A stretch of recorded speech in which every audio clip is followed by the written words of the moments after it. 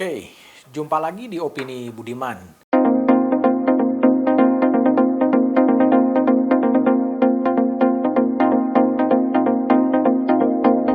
Opini Budiman kali ini akan mencoba menanggapi pidato politik yang disampaikan oleh Ketua DPP PDI Perjuangan Puan Maharani yang disampaikan di depan kader PDIP di Wonogiri, Jawa Tengah beberapa waktu yang lalu. Pada waktu itu, Puan Maharani berpidato di depan kader PDIP agar publik tidak terkecoh memilih capres ganteng, capres yang aktif di media sosial, tetapi nggak bisa kerja. Puan dikutip demikian, "Yowes, dia saja, walau nggak iso opo-opo, tapi yang penting dia itu kalau di sosmed, di TV, itu nyenengin. Tapi kemudian nggak bisa kerja, nggak dekat dengan rakyat." Itulah kata Puan di depan kader PDI Perjuangan. Pernyataan Puan tentunya harus diletakkan sebagai persaingan untuk memperebutkan karcis partai politik dalam pencalonan presiden di tahun 2024. Entah siapa calon presiden yang disasar oleh Puan Maharani yang sekarang menjabat sebagai Ketua DPR, sebagai calon presiden yang ganteng, calon presiden bermodal media sosial, tapi nggak bisa kerja.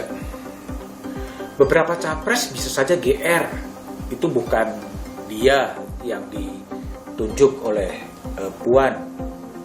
Hanya karena disampaikan di PDI Perjuangan, bisa saja ini adalah pertarungan internal di PDI Perjuangan, karena fakta politiknya hanya PDI Perjuangan yang bisa mencalonkan calon presiden untuk pemilu tahun 2024. Nah, jika mengacu kepada dua lembaga survei teranyar yang telah merilis capres-capres potensial untuk bertarung di pemilu 2024, di situ ada Menteri Pertahanan Prabowo Subianto, ada juga Gubernur Jawa Tengah Ganjar Pranowo, ada juga Gubernur Jakarta Anies Baswedan. Dari tiga nama itu, hanya Prabowo yang pasti mempunyai kendaraan politik Partai Gerindra yang diketuainya. Hanya memang Partai Gerindra tidak bisa sendirian mengajukan siapa calon presiden karena tidak cukup kursi bagi Gerindra untuk mengajukan pencalonan. Artinya Gerindra harus bisa menggandeng partai-partai politik lain. Sebaliknya, Ganjar Pranowo dan Anies Baswedan bukanlah tokoh sentral di partai politik dan belum tentu dan belum dapat tiket untuk menjadi calon presiden. Kalau merujuk kepada dua survei yang saya sebutkan, misalnya versi Indikator Politik Indonesia yang dirilis 14-19 April 2022 ketika data itu diambil, terdapat sejumlah nama-nama calon presiden. Ya. Yang paling unggul memang Ganjar Pranowo dengan 26,7% suara. Ganjar juga aktif di media sosial Instagram khususnya dengan follower 4,6 juta. Dan kanal YouTube Ganjar ada di 1,27 juta. Selanjutnya adalah Prabowo Subianto dengan elektabilitas versi Indikator Politik Indonesia 23,9% dengan follower di Instagram hampir 5,1 juta. Selanjutnya Anies Baswedan mempunyai elektabilitas 19,4% dan juga punya Instagram dengan follower 5,5 juta. Menyusul kemudian Ridwan Kamil dengan keterpilihan 3,5% mempunyai follower Instagram yang cukup besar, 15,3 juta.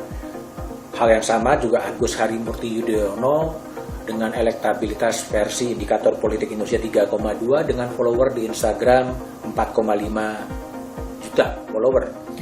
Sandiaga Uno mempunyai keterpilihan 2,4% dan juga mempunyai follower di Instagram 8,6 juta follower. Begitu juga Erick Thohir dengan keterpilihan 2,4% dengan follower di Instagram 2,17 juta. Tri Risma hari ini dengan 2,3% elektabilitasnya dengan follower 11.300. Puan Maharani dengan elektabilitas 1,1 dengan follower di Instagram 617.000.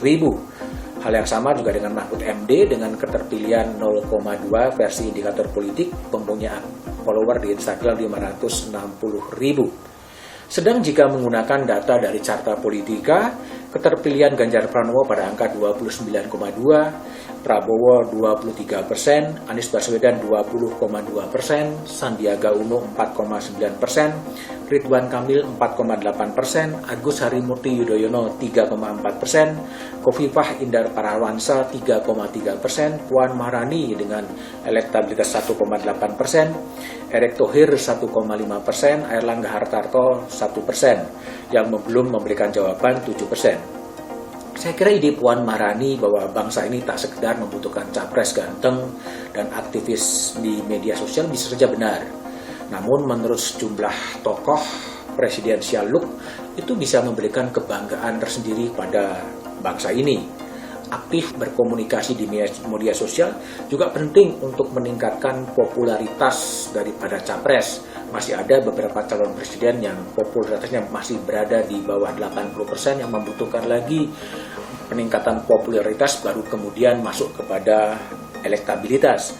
Namun yang juga penting adalah apa gagasan soal Indonesia di tahun 2024.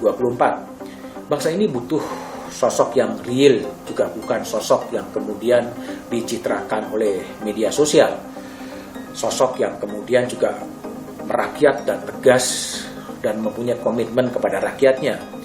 Menurut survei anak bangsa Indonesia yang diselenggarakan oleh divisi Litbang di Kompas dan tim riset marketing di KG, 87% anak-anak muda generasi Y dan Z adalah eager to vote, ingin sekali untuk mencoblos di pemilu 2024. Anak-anak generasi Y dan Z ini mengandalkan informasinya dari media sosial, baik itu di Facebook, baik itu di Instagram, baik itu kemudian di YouTube maupun di TikTok.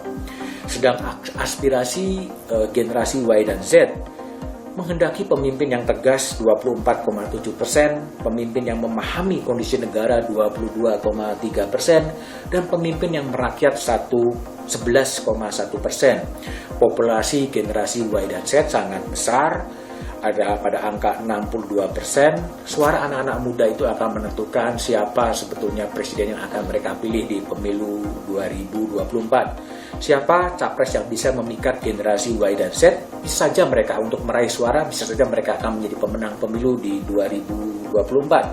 Generasi Y dan Z menurut survei Sabi adalah generasi yang memang punya kecemasan terhadap finansial, punya kegalauan dan kegamangan terhadap perkembangan teknologi.